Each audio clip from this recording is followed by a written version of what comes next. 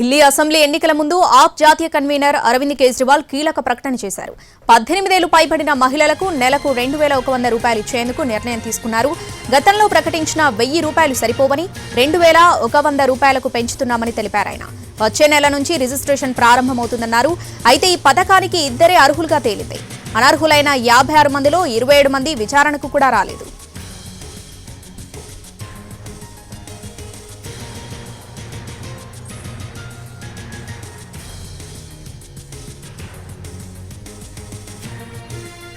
Delhi assembly ఎన్నికల ముందు ఆప్ జాతీయ కన్వీనర్ అరవింద్ కేజ్రీవాల్ కీలక ప్రకటన చేశారు. 18 ఏళ్లు పైబడిన మహిళలకు నెలకు 2100 రూపాయలు ఇచ్చేందుకు నిర్ణయం తీసుకున్నారు.